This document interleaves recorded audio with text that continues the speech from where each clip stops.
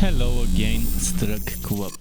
I've been playing a lot of Tiny Tina's Wonderlands, as most of you probably have noticed, and it's time to start pumping out those builds. Some of the builds I pump out would be nice, it would be strong builds, but not meta, just like this one. It's okay, it's good, it gets the job done, it's not exploiting some sort of glitch and overlook on the developer's part to get more damage.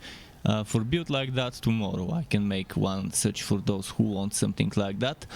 And this is the Spellwielder build. I tried playing with that build at the beginning before I had much information regarding gear, drops, rolls, special affixes and so on, and eventually I reworked some things. This is the Spellwielder, Spellshot main, Spore Warden secondary, Ambi-hextrous setup. Buckle up and I hope you enjoy it. I think it will probably be best to start with the skill trees. I'm using Spellshot and Spore Warden. And sure, you might wanna not use Spore Warden, and that's probably gonna be a whole another build. It's an Ambi-hextrous setup. Sure, you can use it with polymorph, but again, that's a whole another build with polymorph. So Ambi-hextrous is the setup.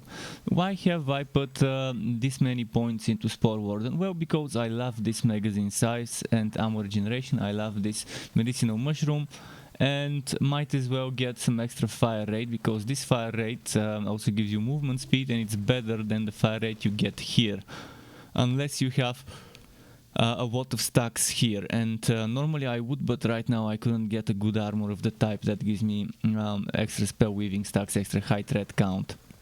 Let's go through the skills. Magic bullets, needless to say, you need gun damage. Guns is where most of the damage comes from for most builds. Even if you have a lot of spell damage, it gets converted to gun damage, so it's a good thing. Reload speed, well, the better, the higher the reload speed, the better. If you have good fire rate, you need a good reload speed.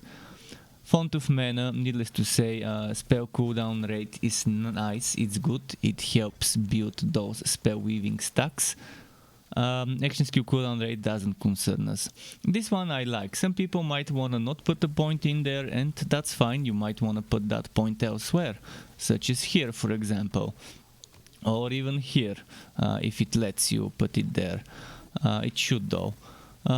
So yeah, if you don't like this, don't do it. In fact, you might end up putting a point here if you feel like you can survive without recharging automatically ward with just this and this. Or maybe you're using that one item that lets you recharge your ward, but I think that item only works when you use an action skill cooldown, and it won't work with this setup.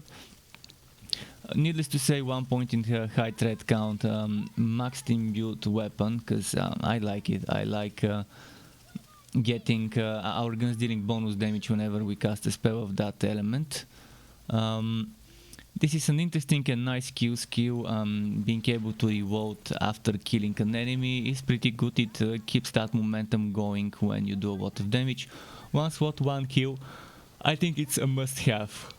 4% gun damage per stack of spell weaving, amazing. Sever the threat, I think it's amazing as well. Critical hit chance, have a chance to instantly reset all spell cooldowns. It's awesome in my opinion. I like that medicinal mushroom, and I like making sure that I have it when I'm using a Spore Warden. This one, we don't use it for the poison damage, we use it to keep enemies off of us for taunting. It's tricky how that companion works. If you ping an enemy, the mushroom can lunge towards that companion and maybe taunt it. But if you feel like you're not getting much use out of it, you have to figure out where to put that point. Basically, we need those 5 points, but then we need also to put 5 points elsewhere to unlock investing here. Ability damage, I don't really like having that, because most of my things don't scale off of ability damage, but I also don't like this gun crit hit chance, because at most it gives me, actually when maxed out, it gives me around, it puts my gun critical damage from 5% base to 8%, because it's not real 10% per point. So yeah, it's not gonna be a huge increase, and you're not gonna see yourself critting much more. So I'd much rather invest here, but maybe some of you might wanna go there so that the mushroom survives more, and put those 5 points there and just not have 1 and 4 here. But it's up to you. If you want, you can go 1 4 1 4 1 4 1 4. Pick one of those 4 skills and put 4 points there and 1 point here, or put all 5 points into one of the 5 pointers, just so you can unlock those 3 skills here. For guns, I like using, it's bugged right now, it's not showing the actual skins, but I like using liquid cooling. I like using the skip prot. I like really a lot the Queen's Cry, probably my favorite gun. And I also like using things like the Bread Slicer, things like the Masterwork Handbow could be fun if you can get it to work right, but it's not elemental damage, so keep that in mind. Other things that I've noticed could be fun is a Spriggan. And there's another weapon I've seen others use it that looks like the Spriggan but shoots more concentrated shots instead of spreading them much. It's again an SMG.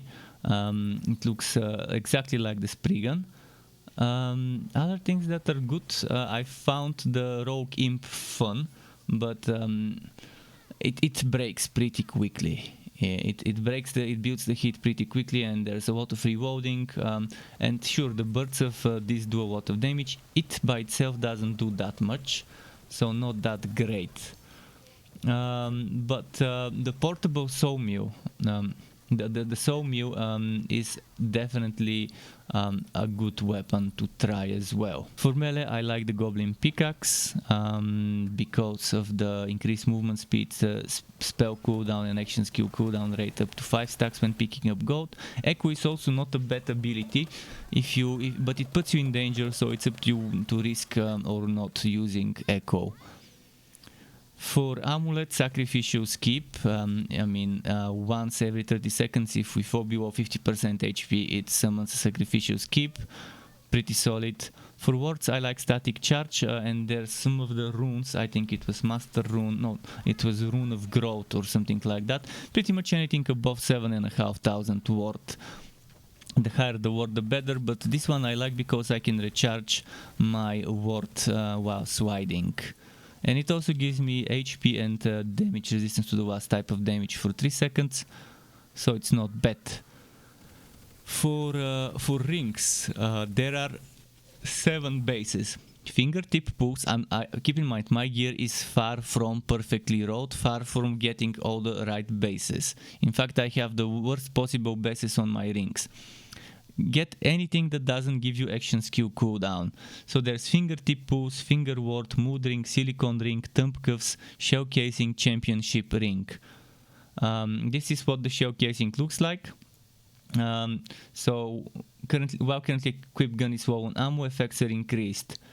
Championship, dealing damage to a boss increases effects by 100% for a moderate amount of time. Finger ward, while ward is full, effects increased 100%.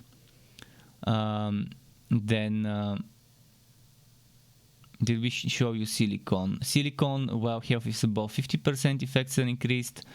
While ward is not full, effects are increased. Mood ring, thumb cuffs, while in a dungeon, effects are increased. Pretty solid. I think the chaos chamber runs count as a dungeon. Fingertip pulls, while HP is less than 50%, effects are increased. Those are my suggestions for bases. For the armor, it's a little tricky. You can get a good purple armor, but keep in mind my suggested armor is not the one I'm wearing. I would suggest going for a Calamity, although I don't like that it's not a good synergy, this fire damage, because I personally prefer frost damage instead of fire. But Calamity is one that increases threat count, which pretty much gives you extra spell stacks. The other one that could give you bonuses to that skill is the Amalgam, an Amalgam with high threat count. keep in mind you're looking for Spellshot power being higher than Spore Warden, which means you're looking for Alchemist, not Bombardier. You're looking for Alchemist. And some other things worth mentioning could be for another build. Is this there is a purple one, I don't know the name of it, but there is a purple leather armor or something that gives you +1 to high threat count to this skill. So look for that one. Then if you've noticed, the Calamity and Amalgam give me levels to this and to this. I would suggest to go for higher reload speed instead of the higher fire rate and movement speed, but it's up to you. If you prefer it the other way around, that's fine. But the one I'm using right now is also not a bad one, but it only increases the gun damage directly and extra bonus damage that we get, which I don't think is that great.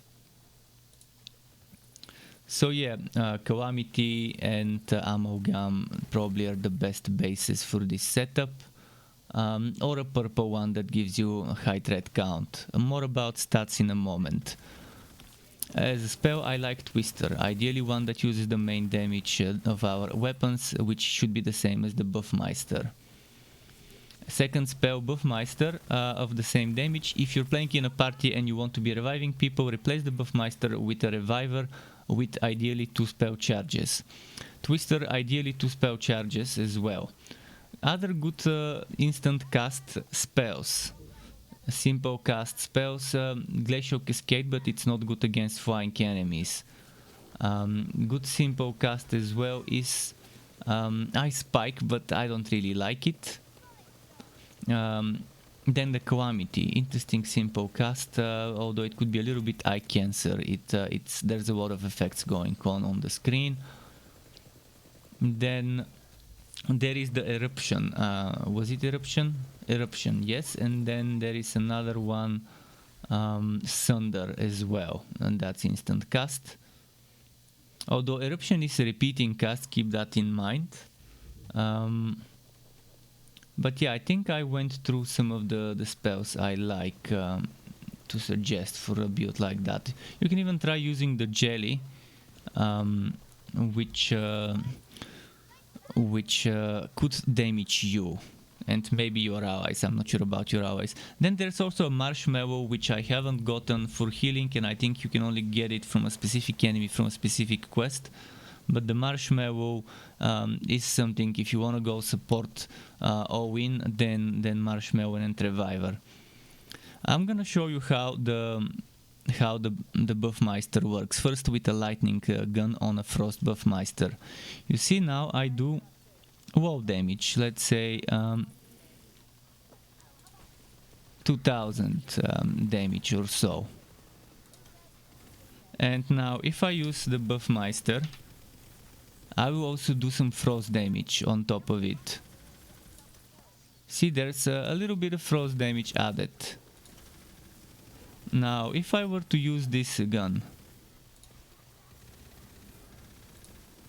8000. If I use the Buffmeister, 15,000. It's like doubling the damage. And now it's 11, 14. And now the Buffmeister is gone, and we get 8,000, 8,000. This is how it works. Keep in mind, by using the Buffmeister, I also get spell weaving stack. I can use the spell to get some more spell weaving stacks, and obviously the damage will go higher. But that's how it works.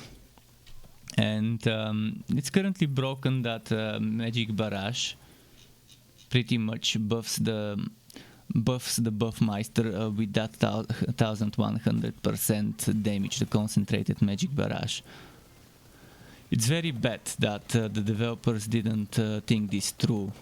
The way it should have been is Magic Barrage should only apply the spell damage to itself, but right now it also applies it to Buffmeister, and build like that tomorrow the broken build, unless they nerf it. They will probably nerf it very soon, but I'll make a build for those of you who feel like taking advantage of this. Let's talk about roles and enchantments. As far as enchantments go, I will list some of them that you can get. For guns, on spellcast increase damage dealt by 15% for 10 seconds. I have this one here. Then on spellcast increase element of X element damage by 30% for 5 seconds. This one here, ideally of the same element as the weapon, obviously. Then on melee, the ones you want, on cast increase gun damage by 30% for 10 seconds, or this one, on spellcast increase X element damage by 30% for 5 seconds. Either of those is good. And by the way, I have something that I didn't mention. On spellcast increase damage dealt by 15% for 10 seconds.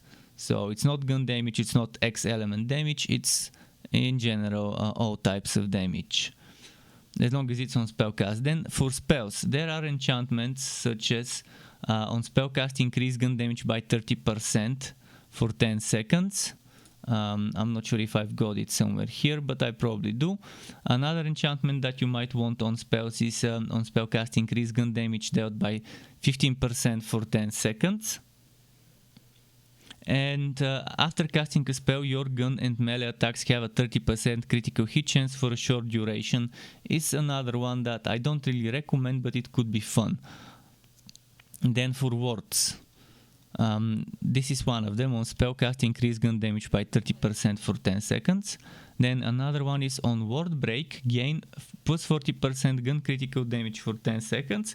And another one that could work is gain plus 25% woodwork. There are also two enchantments I've seen in a spreadsheet. You can try and open the spreadsheet from the link in the description. I hope I don't forget to put it. There is after casting a spell, increase gun damage by 14% and fire rate by 21% for short duration. That's not bad, but it doesn't say what type of items it can roll on. Then while HP is full, gain 25% gun damage and 25% critical hit damage. Again, it doesn't say what this can roll on. And were dimensions for armor, smart armor and warp paradigm. Smart armor is total crit chance is reduced by 50%, but crit damage is increased by 50%.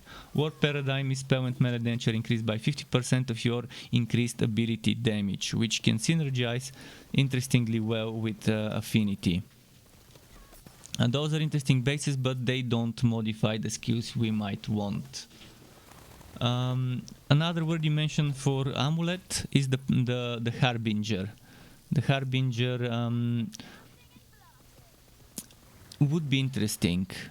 It could be interesting if you decide to not play with Ambi-hextrous and just switch to a skip build.